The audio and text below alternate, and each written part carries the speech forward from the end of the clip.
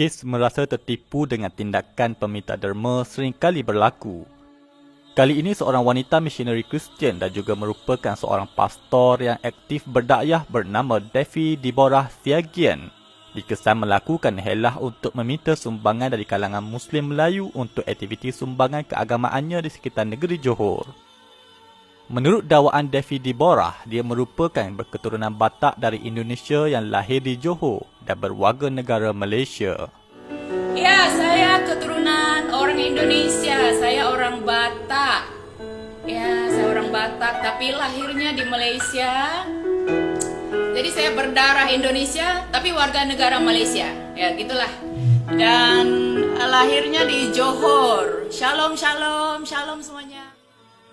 Dia sangat aktif dalam melakukan program kebajikan kristianisasi bersama Persatuan Agama Kristian iaitu Youth Revival Movement.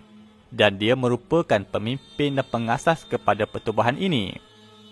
Kumpulan ini turut disertai adiknya bernama Liana Segian dan juga kumpulan anak muda Kristian lain. Devi Deborah juga merupakan pastor dan misionari sepenuh masa. Dan ini dapat dilihat di setiap hantarannya di Facebook yang sangat aktif dalam penginjilan.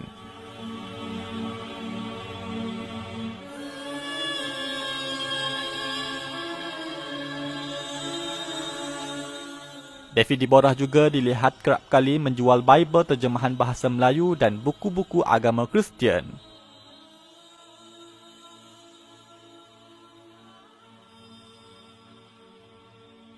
Malah dalam bentuk sumbangan makanan yang diberikan juga akan diselitkan nota terjemahan ayat Bible dalam bahasa Melayu. Selain itu, kumpulan mereka ada menganjurkan aktiviti kebajikan yang memberi makanan yang akan disertai dengan nyanyian keagamaan.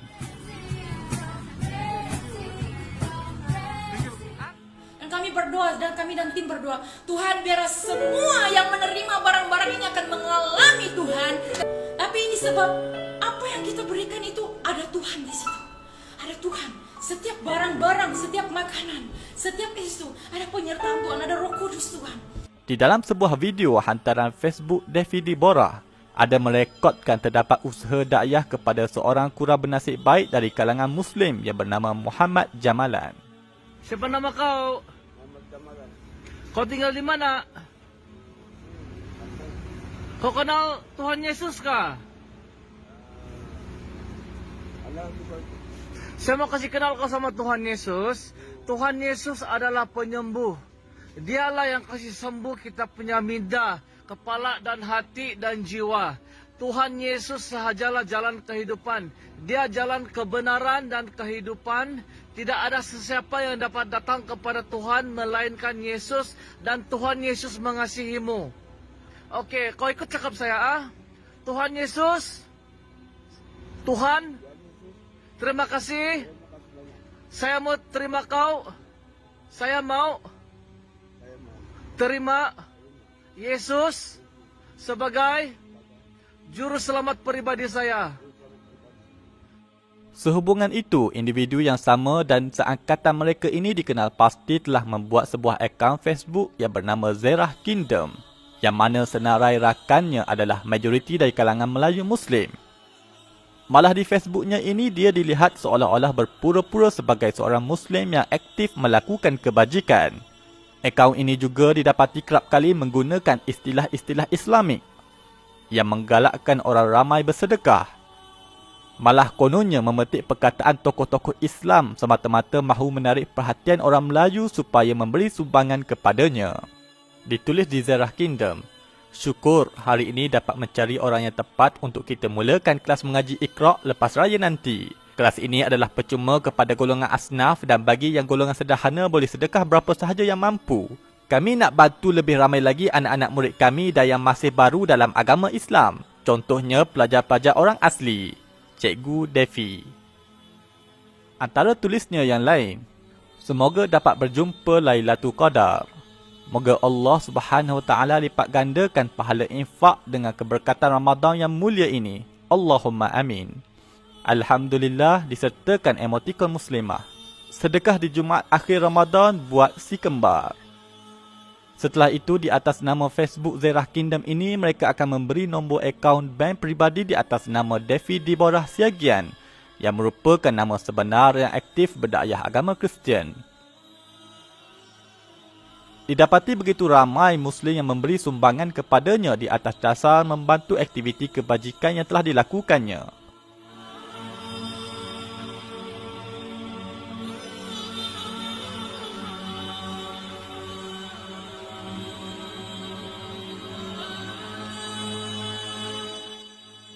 Kesemua dana ini dimasukkan ke dalam akaun peribadi Pastor Devi Deborah Siagian. Dapat dilihat kedua-dua akaun Facebook ini dikenal pasti merupakan dari gerakan yang sama tetapi kumpulan sasaran untuk mendapatkan sumber dana yang berbeza.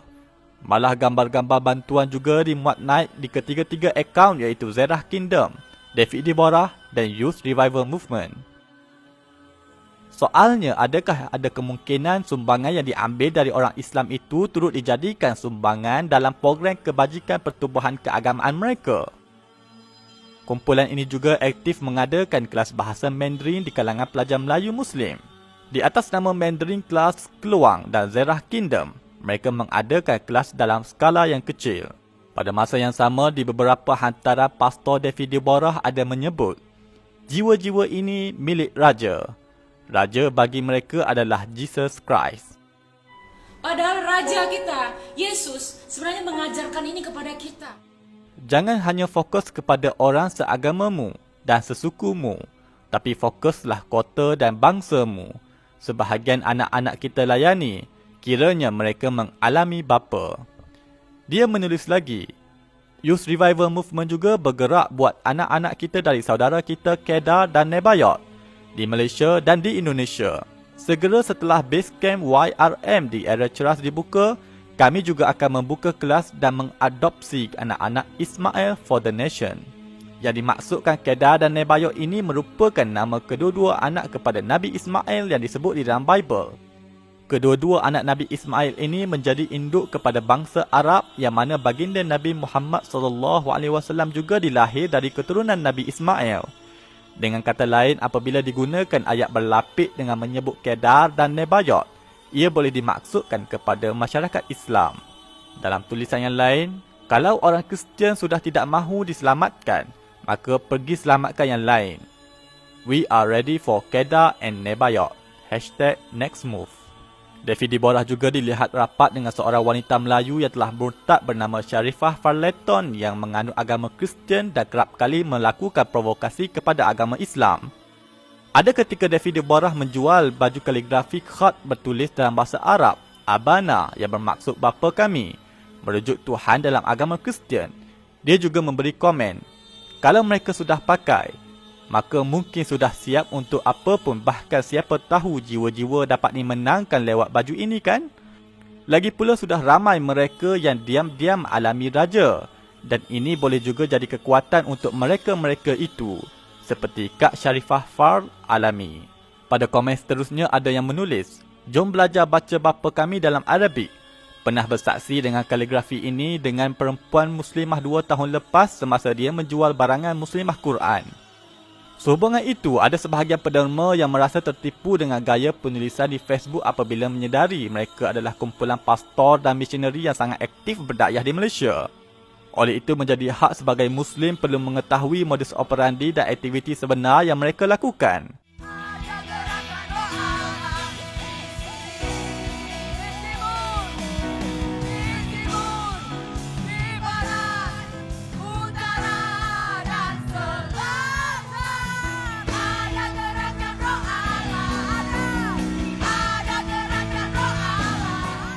Benarlah firman Allah di dalam Al-Quran.